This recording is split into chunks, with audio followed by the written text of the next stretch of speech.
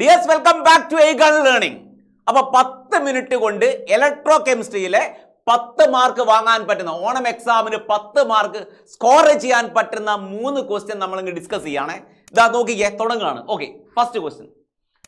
Molar conductivity, zero കോൺസെൻട്രേഷനിലെ molar conductivity തന്നിട്ടുണ്ട്. Lambda M zero, molar conductivity of NaCl, HCl, NaAC തന്നിട്ടുണ്ട്. അപ്പോൾ 3 ഇലക്ട്രോലൈറ്റുകളുടെ സീറോ കോൺസെൻട്രേഷനിലെ മോളാർ കണ്ടക്ടിവിറ്റി തന്നിട്ട് അസറ്റിക് ഗ്യാസിന്റെ ഇൻഫിനൈറ്റ് ഡയലൂഷൻ അഥവാ സീറോ കോൺസെൻട്രേഷനിലെ മോളാർ കണ്ടക്ടിവിറ്റി കാൽക്കുലേറ്റ് ചെയ്യാൻ പറഞ്ഞിരിക്കുകയാണ്. ലോ നിങ്ങൾക്കറിയാം, ഏതാ? കോളറാഷ്യസ് ലോ അല്ലേ? അപ്പൊ നമ്മളോട് കാൽക്കുലേറ്റ് ചെയ്യാൻ പറഞ്ഞിരിക്കുന്നത് അസറ്റിക് ഗ്യാസിൻ അല്ലേ? അസറ്റിക് ഗ്യാസിന്റെ ഇൻഫിനൈറ്റ് ഡയലൂഷനിലെ മോളാർ കണ്ടക്ടിവിറ്റി ആണ്. റെഡി അല്ലേ? ഇത് എത്ര എന്നുള്ളതാണ് ക്വസ്റ്റ്യൻ. 3 വാല്യൂ തന്നിട്ടുണ്ട്, പക്ഷേ ഇതിൽ ഒരു വാല്യൂ നിങ്ങൾക്ക് പരിചയമില്ല എന്നതാണ്. NaAC എന്നാണ്. 3 വാല്യൂ അവർ തന്നിരിക്കുന്നത്. മോളാർ കണ്ടക്ടിവിറ്റി ഓഫ് NaCl അവർ തന്നിട്ടുണ്ട്. മോളാർ കണ്ടക്ടിവിറ്റി ഓഫ് NaCl എത്രയാ? മോളാർ കണ്ടക്ടിവിറ്റി ഓഫ് NaCl എന്നത് 126.4 ആണ്. റെഡിയാണ്. അതേസമയം മോളാർ കണ്ടക്ടിവിറ്റി ഓഫ് HCl തന്നു 425.9. Molar conductivity of HCl at infinite dilution is 425.9 ആണ്. 425.9. ഒരു വാല്യൂ കൂടി തന്നു, നിങ്ങൾക്ക് പരിചയമില്ലാത്തൊരു വാല്യൂ. അതാണ് പ്രശ്നം. അവനാണ് പ്രശ്നക്കാരൻ അല്ലേ? ഏതാ പ്രശ്നക്കാരൻ? NaAC എന്നുള്ള ഒരു വാല്യൂ തന്നു, അത് പ്രശ്നമാണ്. ആ വാല്യൂ എന്ന് പറയാം NaAC എന്ന് പറഞ്ഞാൽ ഇതാണ് സംഭവം. CH3COONA. ഓക്കെ, AC എന്ന് പറഞ്ഞാൽ അസറ്റേറ്റ് അയോൺ. CH3COO അതിനെ വിളിക്കുന്ന പേരാണ് AC ട്ടോ. അത് ഷോർട്ടാക്കി എഴുതിയിരിക്കുകയാണ്. നിങ്ങൾ കൺഫ്യൂസ് ആയിപ്പോ ക്വസ്റ്റ്യൻ കണ്ടാൽ. CH3COONA ആണത്. Acetate ion. എന്താ പറയാ? Acetate ion. അതിന്റെ വാല്യൂ തന്നിരിക്കുന്നത് എത്രയാ? 91 ആണ്. എന്താ പറയാ? 91 ആണ്. റെഡി. ഓക്കെ, ഈ 3 വാല്യൂ തന്നത്. യൂണിറ്റ് വന്നിരിക്കുന്നത് സീമെൻ സെന്റിമീറ്റർ സ്ക്വയർ മോൾ ഇൻവേഴ്സ് ആണ് യൂണിറ്റ് തന്നിരിക്കുന്നത്.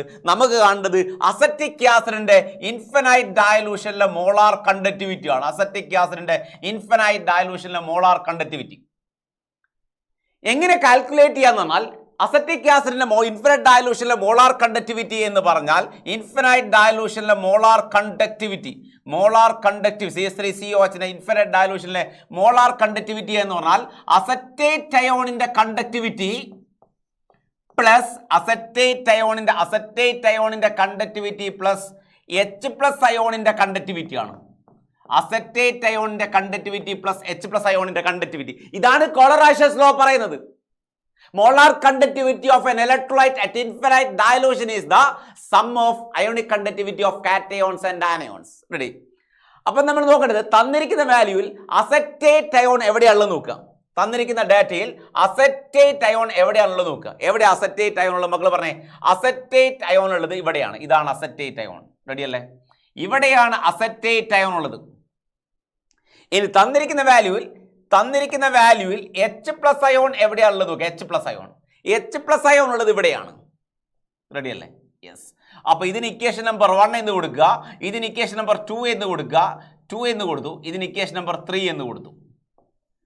അപ്പൊ അസറ്റേറ്റ് അയോണിന്റെ കണ്ടക്ടിവിറ്റി പ്ലസ് ഇവിടെ acetate ion plus H+ ion, ഇതാണ് അസറ്റിക് ആസിഡ് അല്ലേ? ഇവരെ രണ്ടുപേരെയും കൂടി ആഡ് ചെയ്താൽ മക്കളെ, ഈ 2 വാല്യൂ ആഡ് ചെയ്താൽ അസറ്റിക് ആസിഡ് കിട്ടും. പക്ഷേ പ്രശ്നം NaCl അവിടെ എക്സ്ട്രാ വരും. ഈ 2 വാല്യൂ ആഡ് ചെയ്താൽ അസറ്റിക് ആസിഡിന്റെ കണ്ടക്ടിവിറ്റി കിട്ടും. പക്ഷെ അവിടെ പ്രശ്നം എന്താ?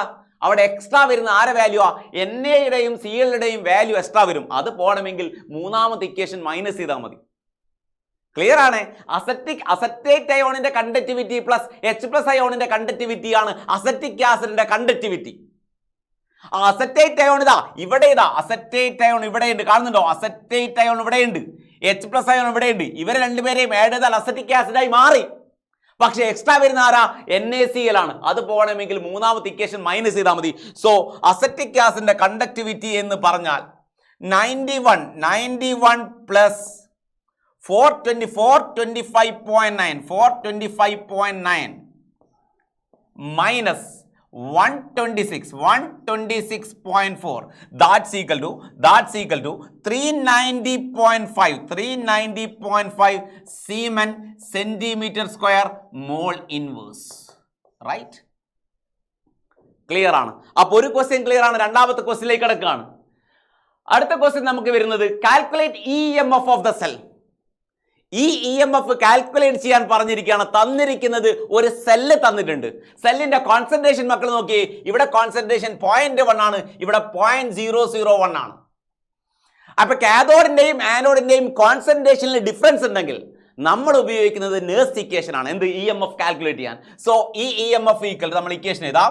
ഈ EMF ഈക്വൽ ടു മക്കൾ പറഞ്ഞേ E0 EMF plus 0.059 by n log concentration of cathode by anode ആണ്. ഇവിടെ കാഥോഡ് ആരാ? Ag പ്ലസ് ആണ്. Ag പ്ലസ് ഇവിടെ ഒരു സ്ക്വയർ ഉണ്ടാവും. ഈ സ്ക്വയർ എന്ന് പറഞ്ഞാൽ ഓരോ കോൺസെൻട്രേഷൻ ടേമും ഒരു പവർ റൈസ് ചെയ്യും. ആ പവർ എന്ന് പറഞ്ഞാൽ ബാലൻസ്ഡ് കെമിക്കൽ ഇക്വേഷനിൽ അതിന്റെ കോഎഫിഷ്യന്റ് ഈക്വൽ ആയിരിക്കും. സോ Ag പ്ലസിന്റെ കോൺസെൻട്രേഷന് മുകളിൽ നിങ്ങൾ കാണുന്ന സ്ക്വയർ എന്ന് പറഞ്ഞാൽ ഈ ഇക്വേഷനിൽ ഇതിന്റെ കോഎഫിഷ്യന്റ് ആണ് 2. ക്ലിയർ അല്ലേ? ഡിവൈഡഡ് ബൈ Cu2 പ്ലസിന്റെ കോൺസെൻട്രേഷൻ. റെഡി അല്ലേ മക്കളെ? ശ്രദ്ധിക്കുക, Cu2 പ്ലസിന്റെ കോൺസെൻട്രേഷൻ 1 ആണ്. സോ ഇവിടെ കോഎഫിഷ്യന്റ് 1 ആയതുകൊണ്ടാണ്. അപ്പൊ അത് ക്ലിയർ ആണല്ലോ. അപ്പൊ നമുക്ക് എങ്ങനെയാണ് E0 EMF കാൽക്കുലേറ്റ് ചെയ്യാൻ നോക്കാം. E0 EMF കാൽക്കുലേറ്റ് ചെയ്യാൻ ഈസിയാണ്. E0 EMF ഈക്വൽ ടു ഇതിൽ ഏതാണോ വലിയ വാല്യൂവിൽ നിന്നും ചെറിയ വാല്യൂ മൈനസ് ചെയ്യുക. ഹൈ റിഡക്ഷൻ പൊട്ടൻഷ്യലുള്ള വാല്യൂവിൽ നിന്ന് ലോ റിഡക്ഷൻ പൊട്ടൻഷ്യലുള്ള വാല്യൂ മൈനസ് ചെയ്താൽ നിങ്ങൾക്ക് സ്റ്റാൻഡേർഡ് EMF കിട്ടും. 0.80 minus 0.34 that's equal to 0.46 volt ആണ്. റൈറ്റ് അല്ലേ? റെഡി അല്ലേ? 0.46 വോൾട്ട് ആണ്. ഇനി നമ്മൾ ചെയ്യാം 0.46 E0 EMF physical 0.46 plus 0.059 round ചെയ്തു. 0.059 എന്നുള്ള വാല്യൂവിനെ റൗണ്ട് ചെയ്തപ്പം 0.06 ആയി മാറി. ക്ലിയർ അല്ലേ? യെസ്. ഇനി നമ്പർ ഓഫ് ഇലക്ട്രോൺസ് ആണ് കാണേണ്ടത്.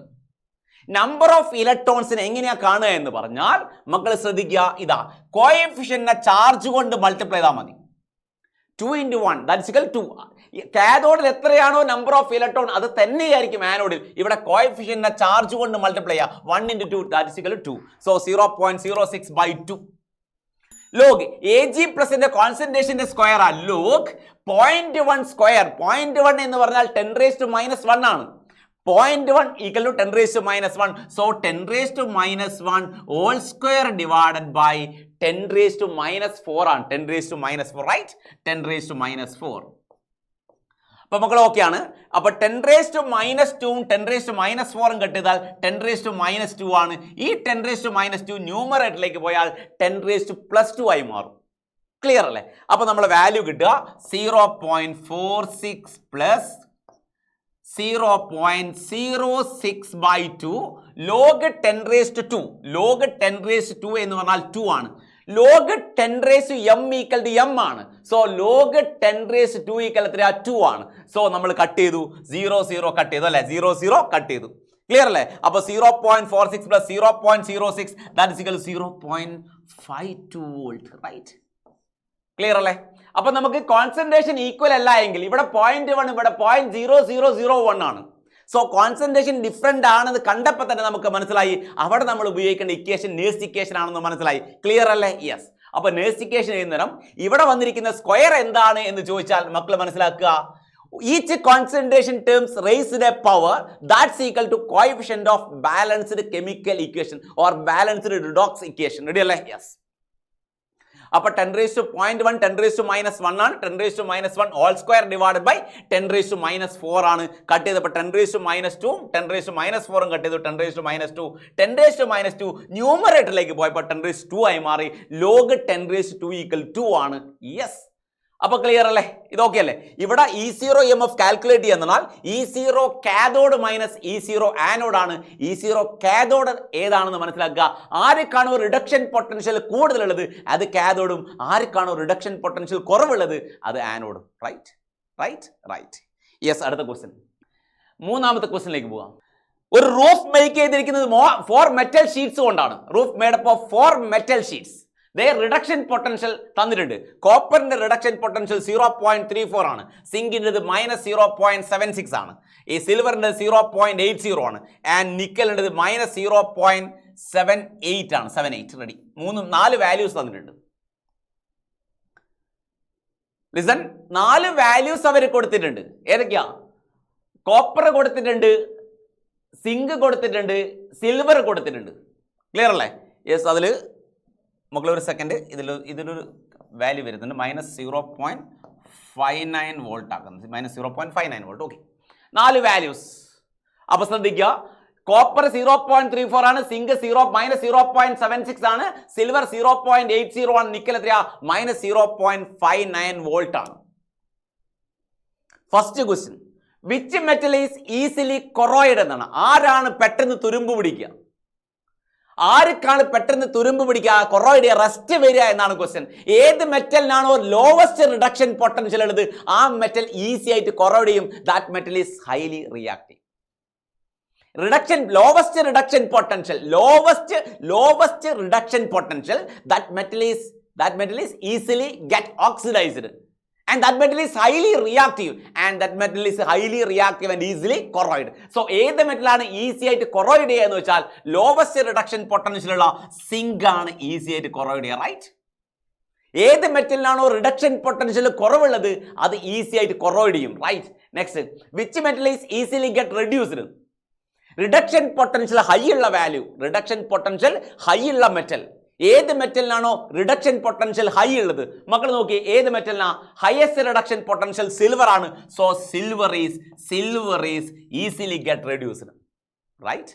Silver is easily get reduced. Reduction potential high ഉള്ള വാല്യൂ ഈസി ആയിട്ട് റെഡ്യൂസ് ചെയ്യപ്പെടുമെന്ന്. Next, which metal is easily oxidized? Lowest reduction potential ഉള്ള മെറ്റൽ. ഏത് മെറ്റലിലാണോ ലോവസ്റ്റ് റിഡക്ഷൻ പൊട്ടൻഷ്യൽ, കുറഞ്ഞ റിഡക്ഷൻ പൊട്ടൻഷ്യൽ ഉള്ളത്, അതെന്ത് ചെയ്യും? ഈസി ആയിട്ട് ഓക്സിഡൈസ് ചെയ്യും. ഏത് മെറ്റലാണ് ഈസി ആയിട്ട് ഓക്സിഡൈസ് ചെയ്യുക എന്ന് വെച്ചാൽ ഏത് മെറ്റലാ? Zinc is easily get oxidized, right? Yes. അപ്പം മക്കൾക്ക് വീഡിയോ ഇഷ്ടപ്പെട്ടെങ്കിൽ ഇതുപോലുള്ള കോണ്ടന്റ് വീഡിയോസും കാര്യങ്ങളും നിങ്ങൾക്ക് നിരന്തരം ഏകണ്ട +2 ചാനൽ ലഭിക്കും. അപ്പം മക്കൾ എന്ത് ചെയ്യരുത്? ചാനൽ സബ്സ്ക്രൈബ് ചെയ്യാൻ മറന്നു പോകരുത്. അതുപോലെ വീഡിയോ ഇഷ്ടപ്പെട്ടെങ്കിൽ കമൻറ്റ് ചെയ്യുക. ഏത് ടൈപ്പ് വീഡിയോ ആണ് നിങ്ങൾക്ക് വേണ്ടത് എന്ന് കമൻറ്റ് ചെയ്യുക. ഓക്കെ, റെഡി അല്ലേ? അപ്പോൾ ബൈ.